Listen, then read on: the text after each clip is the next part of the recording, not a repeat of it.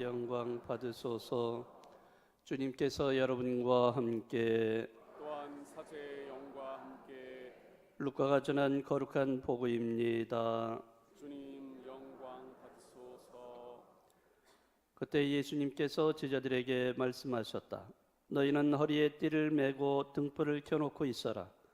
혼인잔치에서 돌아오는 주인이 도착하여 문을 두드리면 곧바로 열어주려고 기다리는 사람처럼 되어라. 행복하여라. 주인이 와서 볼 때 깨어있는 종들, 내가 진실로 너희에게 말한다. 그 주인은 띠를 메고 그들을 식탁에 앉게 한 다음 그들 곁으로 가서 시중을 들 것이다. 주인이 밤중에 오든 새벽에 오든 종들의 그러한 모습을 보게 되면 그 종들은 행복하다. 이것을 명심하여라. 도둑이 몇 시에 올지 집주인이 알면 자기 집을 뚫고 들어오도록 내버려 두지 않을 것이다. 너희도 준비하고 있어라. 너희가 생각하지도 않은 때 사람의 아들이 올 것이다. 주님의 말씀입니다. 그리스도님 참여합니다. 모두 앉으십시오. 저 위에 2층에 좀 불 좀 켰으면 좋겠네요. 불이 꺼져 있네, 천장에. 네, 참 예수님. 네.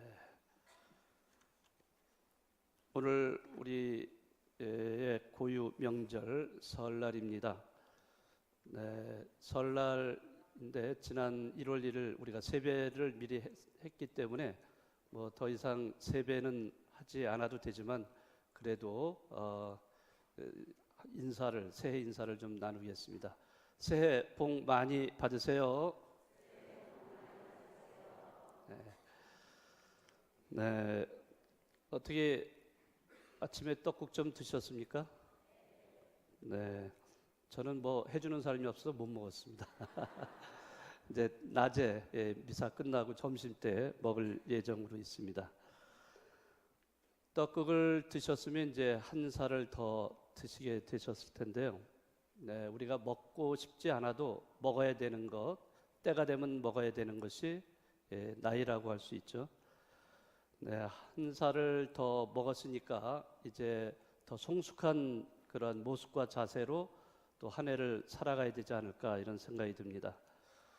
설날을 맞이해서 우리는 하느님의 집에 모여서 무엇보다도 우리보다 먼저 앞서가신 조상님들 또 부모, 형제, 친척, 은인들 이러한 분들의 영혼들을 기억하면서 합동 위령 미사를 봉헌하고 있습니다.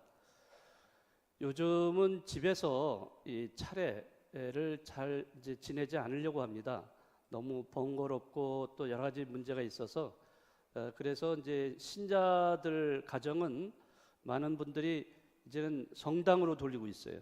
예, 성당에 오면은 네, 여기에 그래도 앞에 그 돌아가신 분의 그 성함과 또 세례명 이런 거를 적어서 우리가 합동 위령 미사를 하기 때문에 그래서 가족들이 그냥 성당에 다 와서 연도도 바치고 또 미사도 봉헌하고 이러면서 돌아가신 분의 영혼을 기리는 그러한 추세가 돼가고 있습니다.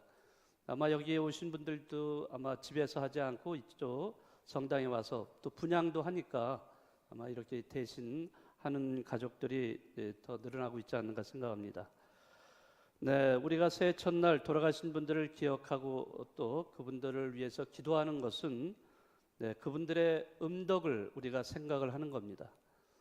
네, 특히 조상님들을 또 부모님들을 우리가 기억하면서 그분들이 생전에 우리에게 베풀어 주셨던 은혜, 우리가 감사를 드리는 것, 이것이 바로 그분들을 우리가 기억하는 이유입니다. 사실 조상님이나 부모님들은 우리 존재의 또 우리 삶의 뿌리라고 할 수 있죠. 그 뿌리가 있기 때문에 우리는 가지를 쳐가면서 지금 살아가고 있다고 할 수 있습니다. 이렇게 우리에게 뿌리가 되어주신 조상님이나 또 부모님 이러한 분들에게 우리는 감사의 행위를 하지 않을 수가 없습니다. 감사의 행위는 기억을 전제로 하고 있습니다.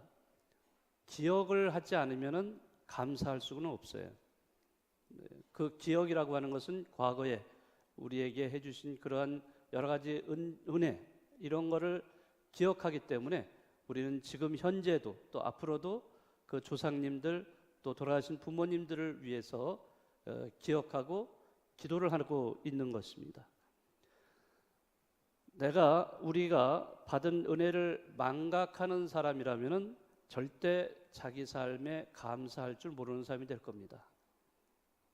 그러니까 이렇게 감사할 줄 아는 사람이라는 것은 기억을 할 줄 아는 사람이에요. 그 기억이라고 하는 것은 자기가 받았던 그런 은혜에 대한 기억입니다. 물론 이것만은 아니죠. 우리가 살아가면서 무수히 기억해야 될 것들, 그래서 감사해야 될 것들이 굉장히 많을 거예요.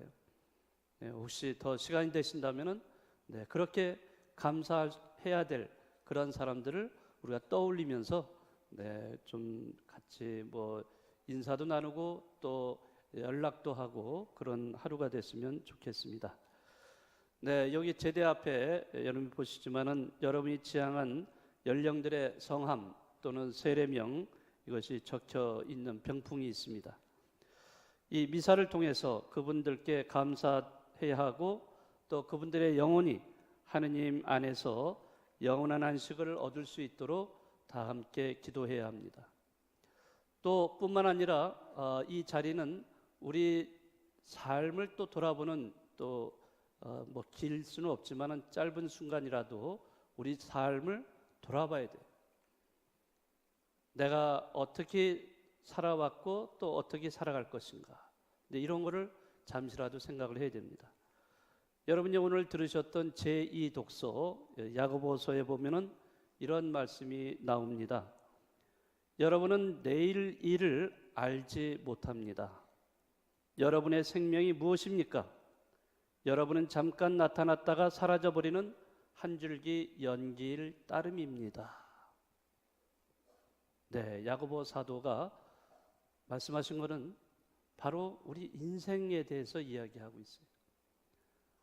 우리에게 주어진 인생은 한 줄기 지나가는 연기에 불과하다는 겁니다.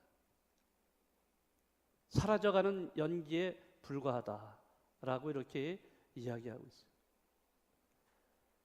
근데 우리는 살아가면서 이 지나가고 사라져가는 한 줄기 연기를 붙잡으려고 그렇게 애를 쓰고 그렇게 경쟁을 하고 그렇게 다른 사람들에게 어떤 손해를 끼치면서까지 그렇게 하는 이러한 상황도 벌어지고 있어요. 우리 신앙인들은 이 신앙의 차원에서 살아간다면 좀 우리가 달리 봐야 돼요. 우리에게 주어진 인생은 단지 사라져갈 연기에 불과하다는 것. 그러나 우리는 거기에서 끝나지 않습니다. 예수님께서 우리에게 영원한 생명을 보여주셨어요. 이 인생, 연기에 불과한 인생이지만은 우리는 여기에 살아가면서 영원한 생명을 추구하는 그러한 존재들입니다. 그 영원한 생명을 우리가 놓치게 되면은 그저 연기에 불과한 것에 우리는 집착하게 되고 거기에 매달려서 살아가는 허무한 인생이 될 수밖에는 없을 겁니다. 오늘 이러한 즐거운 날 가족끼리 또 친척끼리 함께 모여서 덕담을 나누면서 시간을 보내리라 생각을 합니다. 상대방에게 덕담을 하는 것도 사실은 그 생각을 하면서 해야 됩니다. 덕담이라고 하는 것은 상대방의 형편에 따라서 한 해 동안의 일이 잘 되기를 기원하는 마음으로 상대방에게 하는 거예요. 진정한 덕담이 되려고 한다면은 상대방의 형편을 잘 헤아려서 건네야지 덕담이 될 수 있어요. 그런데 매년 보면은 이 덕담 때문에 굉장히 마음이 상하는 이런 경우가 많습니다. 사실 제가 구태여는 말씀을 드리지 않아도 되겠지만은 그러나 우리가 말 한마디라도 상대방을 헤아리면서 말을 해준다는 것도 이것은 우리 하느님 사랑의 실천이에요. 예? 사랑의 실천, 우리 사랑을 서로 사랑하라고 이렇게 말씀하셨는데 그거를 뭐 언제 어느 때만 하는 거 결코 아닙니다. 그렇죠?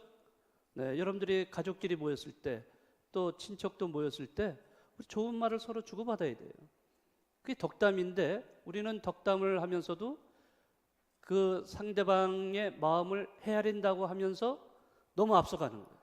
네? 그렇게 해서 상대방 마음을 해치는 이런 경우도 많습니다. 뭐 그런 예 많잖아요. 네, 뭐 만나면은 항상 물어보죠.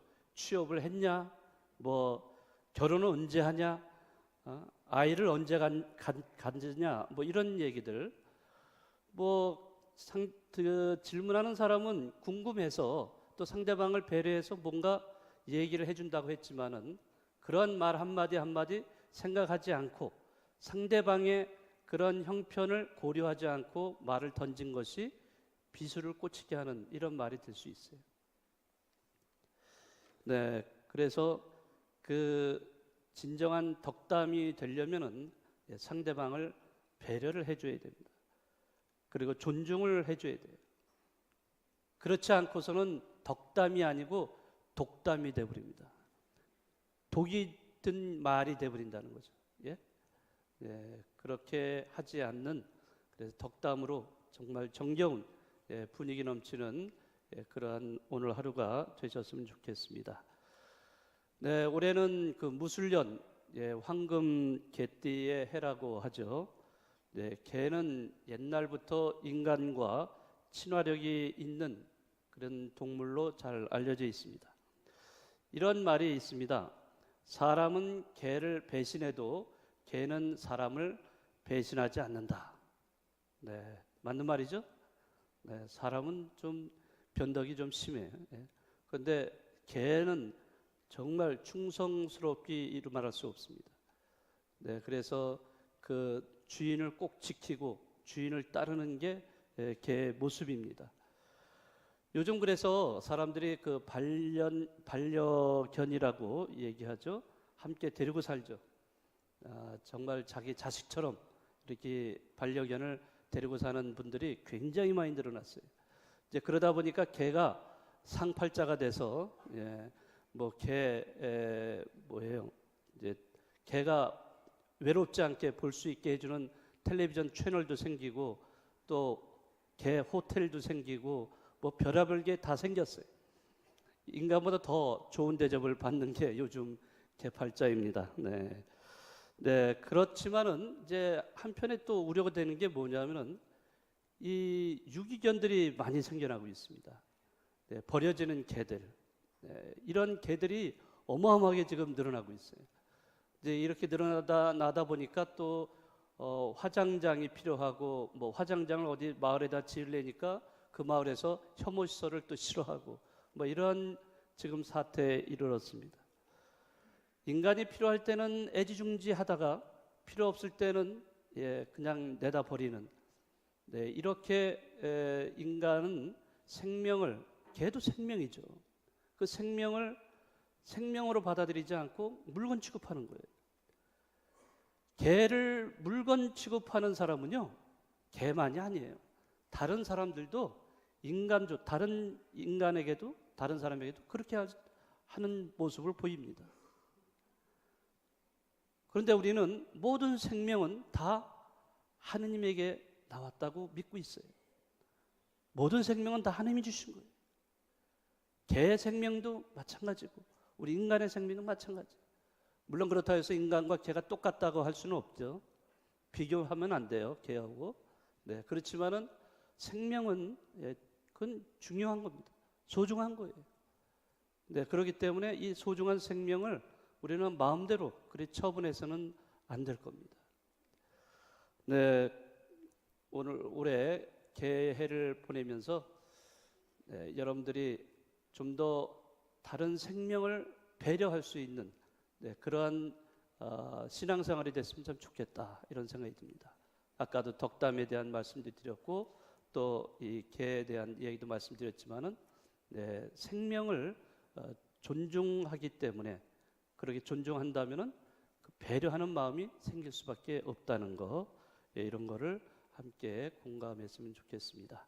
다시 한번 새해를 맞이해서 여러분과 여러분 가정에 하느님의 은총과 평화가 늘 함께 하시기를 기도하겠습니다. 모두 일어나십시오.